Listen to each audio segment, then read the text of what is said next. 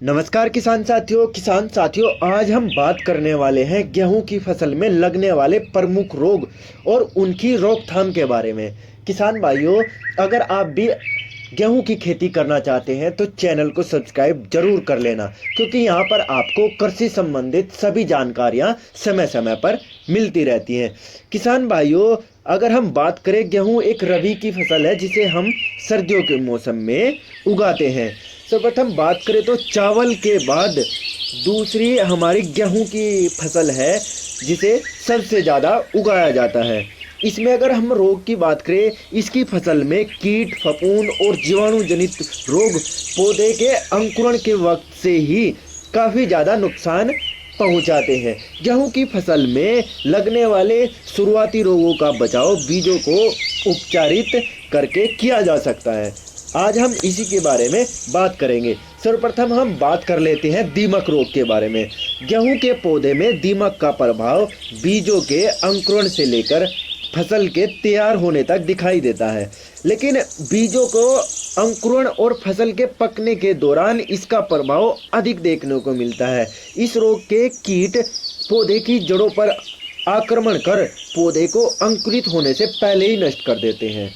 तो इसलिए अगर हम इसकी रोकथाम की बात करें, इसकी रोकथाम के लिए बीजों की रुपाई से पहले हम उसमें फ्रीपोनिल 5 MS की 6 मिलीलीटर प्रति किलो की दर से उपचारित कर लेना चाहिए। इसके अलावा जिस खेत में दीमक का प्रभाव अधिक हो, उस खेत में हमें गोबर की खाद का इस्तेमाल बिल्कुल नहीं करना चाहिए।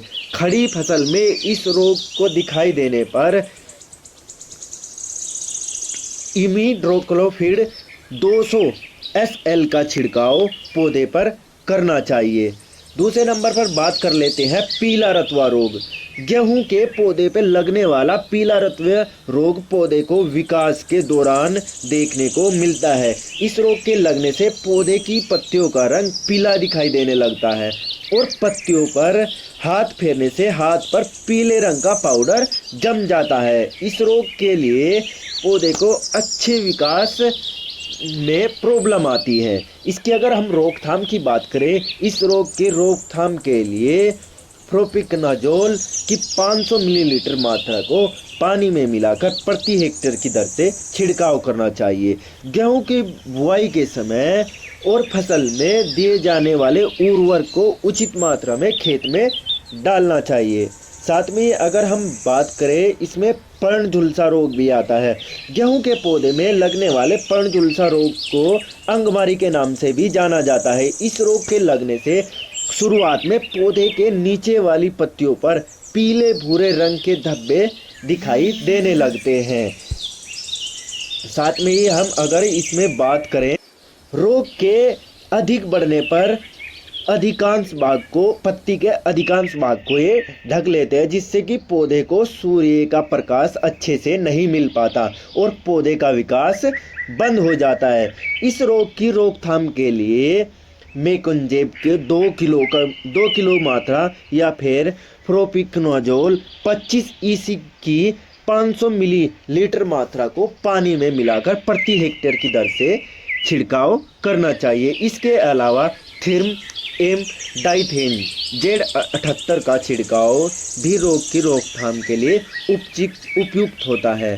अब हम बात कर लेते हैं सेहू रोग के बारे में। गेहूं के पौधे में लगने वाला यह रोग सूत्रकृमि के द्वारा लगता है। इस रोग के लगने पर पौधे में सिकुड़कर मुड़ जाता है। इस रोग के लगने से पौधे से निकलने वाली बालियों का आकार छोटा दिखाई देता है और बालियों से बनने वाले दाने काले रंग में पड़ जाते हैं।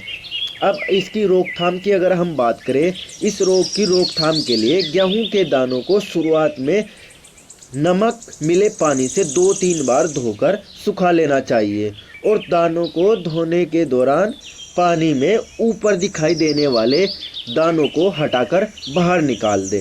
इसके अलावा जिस खेत में ये रोग दिखाई दे, उसमें 3 से 4 साल तक गेहूं की पैदावार नहीं करनी चाहिए।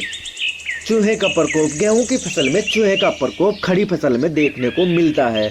जिसका हमारी पैदावार पर काफ़ी असर पड़ता है, काफ़ी नुकसान पहुंचाते हैं। इसकी रोकथाम के लिए गेहूं की फसल में हमें चूहों की रोकथाम के लिए चूहे मारने की दवा लगभग 2 से 3 बार अपने खेत में रखनी चाहिए। तो किसान भाइयों, वीडियो आपको अच्छी लगी होगी और इसे ज़्यादा से ज़्यादा किसान भाइयों तक शेयर ज़रूर करना, जिससे कि उन्हें भी एक अच्छी जानकारी मिल सके। तो मिलते हैं नेक्स्ट वीडियो में, तब तक के लिए जय जवान जय किसान, धन्यवाद।